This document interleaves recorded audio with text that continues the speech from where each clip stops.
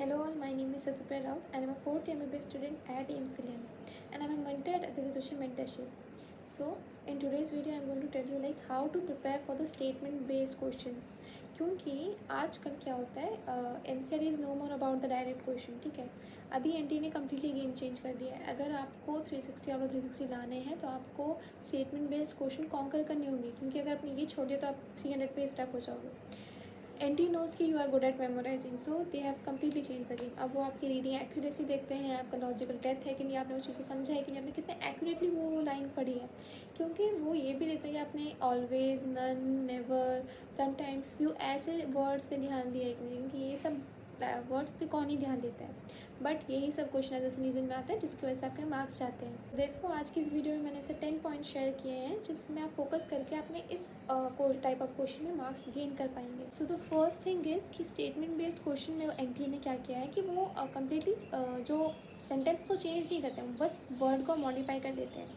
वो लोग उन वर्ड्स पे ध्यान देते हैं जैसे all, none, always, often, few, generally, इन सब वर्ड पे लिटरली. तो what is the mentor tip from my side is की इफ़ द स्टेटमेंट से ऑल, फंगा या मल्टी सेलुलर बट ईस्ट, वो तो एक एक्सेप्शन है ना, तो इस वर्ड्स पे ध्यान देना है आपको एक्सेप्शन देख के ध्यान रखना है.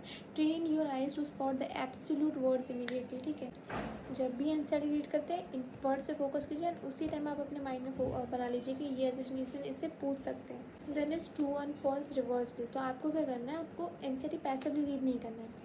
हम जब भी पैराग्राफ पढ़ते हैं, कोई भी एक सेंटेंस पढ़ते हैं, उसका एक फॉल्स वर्जन बना के करिए कि आपको अगर एग्जामिनेशन में फॉल्स ऐसा आया है तो आप उसको बहुत जल्दी पकड़ पाएंगे. मतलब खुद ही से क्वेश्चन फ्रेम कर रहे हैं सेंटेंस से, तो फिर इससे आपका efficiency of question doing and error chances बहुत कम हो जाते हैं. एंड जब भी आप पढ़ते हैं तो आपने उस टॉपिक को इतने अच्छे से पढ़ा होना चाहिए कि आप एक 5 ईयर ओल्ड को भी समझा पाए, like in lame terms, but आपको इतना अच्छे से वो कंसेप्ट क्लियर होना चाहिए.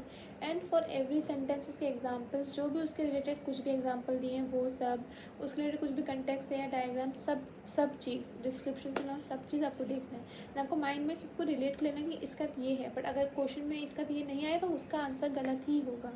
देन एनटीए का एक और फेवरेट टाइप ऑफ क्वेश्चन है कि मान लो उन्होंने दिया है कि PCT is line by columnar epithelium, but किसी से कोई साउंड ठीक करेगा but it is actually cuboidal.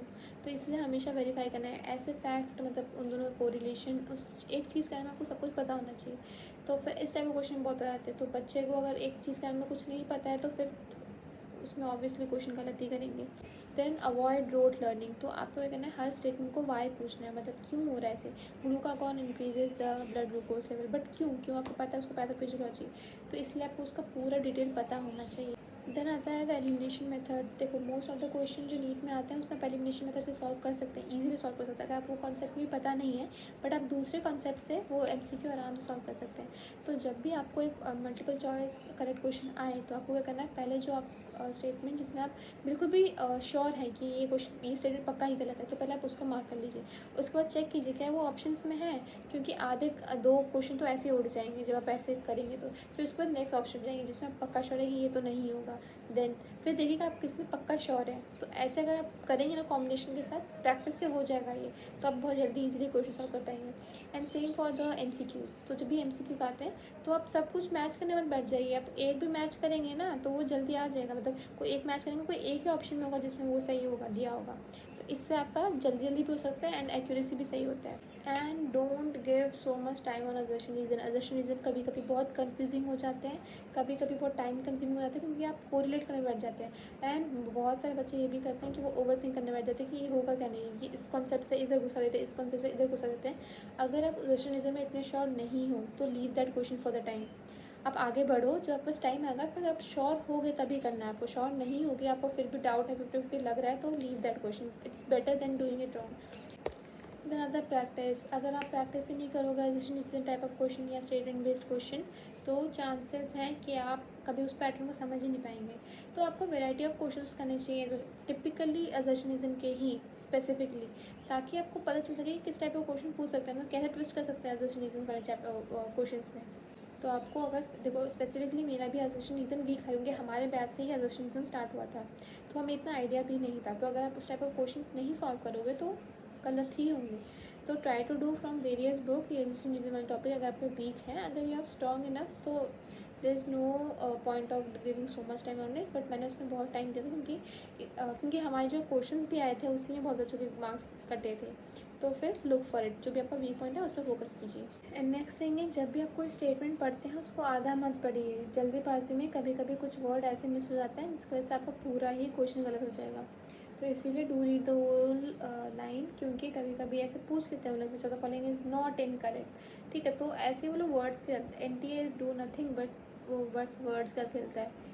And अगर आपने टाइम नहीं दिया उसको अच्छे से जल्दी से पढ़ लिया तो फिर आपका वो मार्क्स है, वो चाहता है कि आपका उस मार्क्स जाए। एंड कुछ स्टेटमेंट बेस्ड क्वेश्चन इतने डायरेक्ट होते हैं ना, डायरेक्ट फैक्ट होते हैं, बट आपको अगर वो फैक्ट ही नहीं पता होगा तो आप एलिमिनेशन नहीं कर पाएंगे। तो इसीलिए फैक्चुअल को टाइप ऑफ सेंटेंसेस के लिए मैं हमेशा आपको बोलती हूँ कि आप एक लॉग बुक या बुक मेंटेन कीजिए जिसमें बस आपने फैक्चुअल वर्ड्स या फैक्चुअल सेंटेंसेस लिखे हों, या जो भी फैक्ट आपने क्वेश्चन में गलत किए हों। कभी भी फैक्ट इज़ वेरी वॉलेटाइल। ये होता है कि आप एग्जाम्स में उसको रिवाइज नहीं करेंगे तो आपको एग्जाम में याद नहीं आएगा। इसीलिए हमेशा फैक्ट वाले क्वेश्चन के लिए एक लॉग बुक बना के रखें ताकि आप एलिमिनेशन मेथड से अच्छे से कर पाएँ उस क्वेश्चन को। अब एक प्रॉब्लम आती है कि ऐसे स्टेटमेंट बेस्ड जो क्वेश्चन है, असर्शन रीजंस वगैरह हैं, multiple type of question correct वाले क्वेश्चन जो आते हैं वो हमारे टाइम से ही स्टार्ट होता है, मतलब असर्शन रीजन स्पेसिफिकली हमारे टाइम से स्टार्ट हुआ था। तो हमारे पास इतने वो क्वेश्चंस नहीं थे, इसके वैरायटी ऑफ क्वेश्चन, तो हमारा इतना क्लियर भी नहीं था। बट अभी भी बच्चों के डाउट्स है कि असर्शन रीजन वाले क्वेश्चन हमें कहाँ से मिलेंगे। लाइक बहुत कम ही मिलते हैं, मतलब क्वेश्चन बैंक रहते हैं बट उसमें स्पेसिफिकली ये सब नहीं दिया रहता है ना कि एक पूरा डेडिकेटेड कॉर्नर असर्शन रीजन का। तो इसीलिए आदित्य जोशी मेंटरशिप ने एक NCERT line by line question bank निकाला है for each subject, physics, chemistry and bio. What is the availability time and it is available through out the year, आप उसको कभी भी परचेज कर सकते हैं। एंड इसका स्पेशलिटी क्या है, इसमें डायरेक्टली NCERT की लाइन से क्वेश्चन बनाया गया है। एंड जैसे NTA ट्विस्ट करके डालता है या मतलब खेलते हैं वो लोग सेंटेंस के साथ, वैसे ही क्वेश्चन इसमें दिए गए हैं। No out of the box question, no फालतू क्वेश्चन, जितना रिक्वायर्ड है आप उतना ही चाहिए इसमें। And these are created from each line of the NCERT। ठीक है, तो इसमें फुल कवरेज है NCERT का। एंड मोस्ट स्टूडेंट को नहीं पता होता है क्वेश्चन कहाँ से करना है, तो वो फालतू में यहाँ वहाँ से कोई कॉम्प्लेक्स क्वेश्चन वैसे करते रहते हैं। बट आपको पता होना चाहिए किस वैरायटी ऑफ क्वेश्चन पूछते हैं नीट में, आपको उसी वैरायटी ऑफ क्वेश्चन सॉल्व करना चाहिए। आप बस फिजिक्स का न्यूमेरिकल सॉल्व किए जा रहे हैं, ये सॉल्व किए जा रहे हैं, बायो में बस फैक्ट बेस्ड क्वेश्चन रटे जा रहे हैं, तो उससे कुछ नहीं होगा। वो लोग आपको यही सब पूछेंगे, मल्टीपल टाइप ऑफ करेक्ट पूछेंगे, मैच द फॉलोइंग पूछ लेंगे। तो उन सब के लिए आपको प्रैक्टिस चाहिए एक अच्छे सोर्स से। तो इस जो क्वेश्चन बैंक है इसमें आपको वैराइटीज़ ऑफ क्वेश्चन मिलेंगे जैसे NTA पूछता है। तो पहले आपका बेस, तो अगर आप कभी भी स्टार्ट करें डू PYQ फर्स्ट, देन ये क्वेश्चन बैंक कर लोगे तो your work is half done, आपका 80 to 90% यही डन है। अगर उसके बाद आपको टाइम बचता है तो you can go to the higher books, अब बाकी बुक्स सॉल्व कर सकते हैं। बट फर्स्ट डू दिस, क्योंकि आपका ये बेस लेवल क्लियर कर देगा। आपको जैसे वैरायटी ऑफ क्वेश्चन चाहिए, आपको एक मतलब आपको एक रिवाइज करा देगा कि नीट में कैसे होता है, मतलब sample paper type sample question आपको दिला सकते हैं ये। एंड बिकॉज फिजिक्स में बहुत बच्चे कंफ्यूज होते हैं, फिजिक्स में बहुत सारे क्वेश्चन करने भी चाहिए प्रैक्टिस के लिए, तो बच्चे यहाँ वहाँ से बुक करना स्टार्ट कर देते हैं। एंड सबके सोल्यूशन, सबके method of doing the solution, the way, सब कुछ अलग होता है, तो बच्चे कंफ्यूज हो जाते हैं। तो इसीलिए do focus a single text book. क्यों सिंगल टेक्स्ट बुक बेटर है, क्योंकि आप इसमें वापस जब रिवाइज करेंगे तो वो भी अच्छा हो जाएगा, एनालिसिस भी आप इसी से करेंगे। तो आप अगर एक सोर्स पे फोकस करेंगे ना तो फिर इट्स बेटर, बट टाइम है तो आप दूसरे बुक्स पे जा सकते हैं, but first clear your base level. And about the prices, for physics it is 299, for chemistry it is 299 and bio it is 299, तीनों के लिए ही 299 है। So instead of paying like 2000, 3000 or 1000 on books, on variety of books, get a small NCERT question bank जिसमें जो पता है आपको जो क्वेश्चन पूछे जाएंगे वो मिल रहा है। तो and for 290 it is very cheap, अगर आपको 290 में मिल रहा है तो फिर इट्स बेटर कि यू टेक इट। एंड उसके बाद आप अपने जो भी बाकी बुक्स है हायर वाले वो कर सकते हैं, बट आपका पहले बेस क्लियर होना चाहिए, इसलिए ना बेस पहले क्लियर करो। And it is best for the student who want daily question practice, क्योंकि इसमें बहुत सारे क्वेश्चन हैं। एंड जो रिवाइज करना चाहते हैं जो NCERT पढ़ने का आपको रिवाइज करना है, आपको क्वेश्चंस करने हैं जो NCERT पे बेस्ड ही हो, तो आपका कॉन्फिडेंस भी बूस्ट हो, तो आप ये सॉल्व कर सकते हैं। अगर आप कंफ्यूज हो गए आपको कौन सी बुक खरीदनी है, आप ये कर सकते हैं। देन अगर आपको फुल सिलेबस कवरेज चाहिए तो इट इज़ द बेस्ट, ठीक है। And so if you are really serious about NEET, and अगर आपको सही में इस बार नीट फोड़ना है, आपको पूरा NCERT कवर करना है अच्छे से, तो ये एक बहुत चीप मीडियम हो सकता है आपका क्वेश्चन सॉल्व करने का। So do get it and you will get unlimited practice and NCERT revision. And during practice, if you're getting a statement based question wrong, do write it in your mistake logbook.